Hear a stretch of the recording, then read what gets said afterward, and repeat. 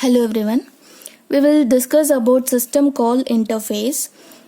So what do you mean by the application programming interface? So there will be a lot of functions that were available, and all those functions are related to the system calls in the system. So here there will be a strong correlation between the application programming interface and the system calls. So whenever you have function, for example, if you want to execute one function like create process, which is primarily used to create any new process in the system. So this create process function will be given in this API, that is application programming interface, and that should be known by the user, whoever developing any application. But one more function which is also with the same name of this application programming function, which is create process, and that is nothing but the system call.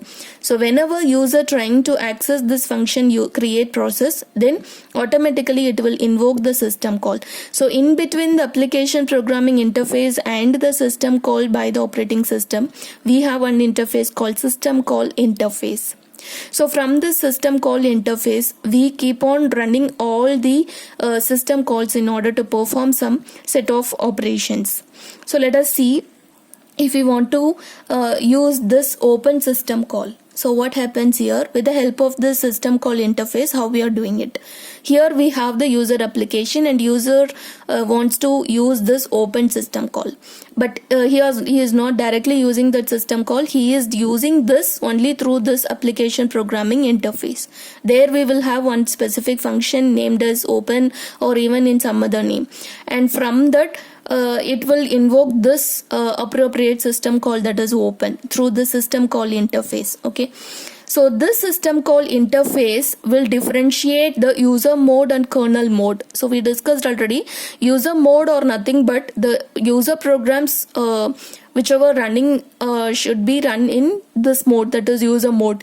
So if you want to run any OS program or system program, and that should be run in kernel mode. So this switching between these two modes takes place whenever you want to execute these section of programs, right? So system call interface will differentiate these two modes. So now you want to execute the kernel program, that is your mode should be set, this kernel mode should be set. And afterwards we will be maintaining the table for each and every system call that were available. So you should define some numbers for each and every system call. So there will be some unique numbers that could be maintained for all the system calls, and we are maintaining some table for all the system call. So using the table indexed, we can easily access the different system call, and also with the help of the numbers. So here we are calling all the system calls. Suppose if you want to call this open system call, so that is available in this particular location, in this ith location. So what happens here, we can access it. So the normal operation, so for this open system call, so that will be executed, implementation of open system call. And after executing this open system call, the control will be returned back to the system call interface, which it will change the control or change the mode from kernel to user mode, because it has to return back the control to user application. So here again we are transferring the control from user to OS, and OS control will be transferred back from OS to user. So all these things will be done only with the help of this system call interface. So this is what why we are going with the system call interface. So normally user can develop any application with the help of application programming interface. There we will be having several functions. User will know only those functions.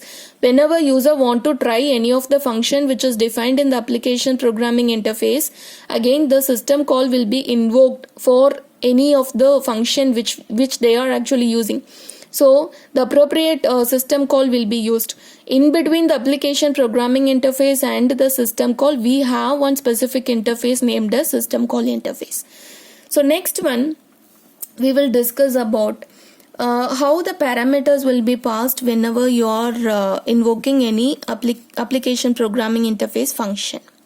Suppose if you want to invoke any of the function, and there we can also have some functions with the parameters, without parameters also available. Suppose if the function has some parameters, and how we are actually executing those particular function. So here the parameters whatever we are using should be stored in register. So first one we are just passing those parameter as a table.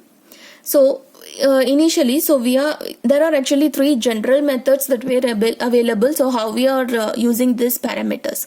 First one is we can pass parameters one by one, and we need to store all those parameters in register. Suppose so parameter should be stored in register.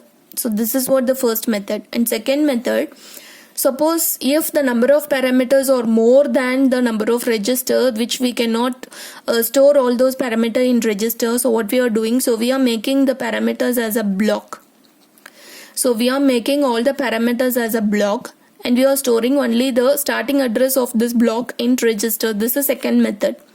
So if the number of parameter exceeds the number of register, then we have to make it as a block, and starting address or of the block will be stored in register. Third method is we are using the stack data structure in order to store the parameter value in the stack. So we have to perform this push and pop operation. So push operation has been done by user and pop operation has been done by OS, because whatever the parameter you need to push into the stack data structure, and from the stack he can pop it out in order to perform that operation. So this is what three methods how we can pass the parameters.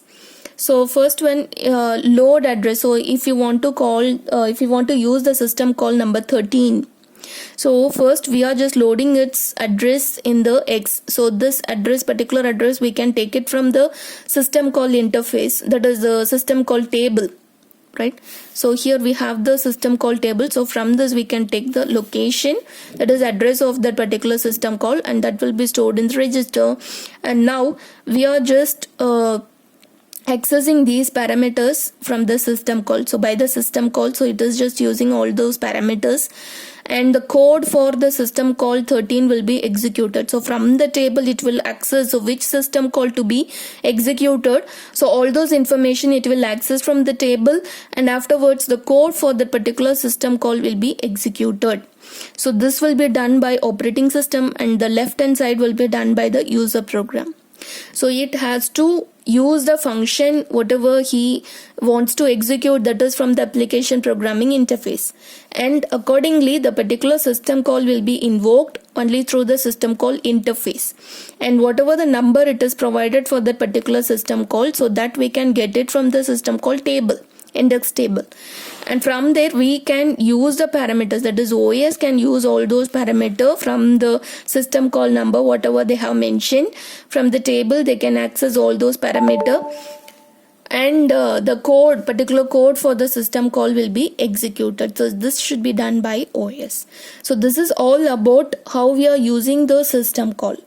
System call is widely used even for performing any basic operation. Even for a simple operation we need to use many number of system calls, and all those system calls should be executed by operating system. Thank you.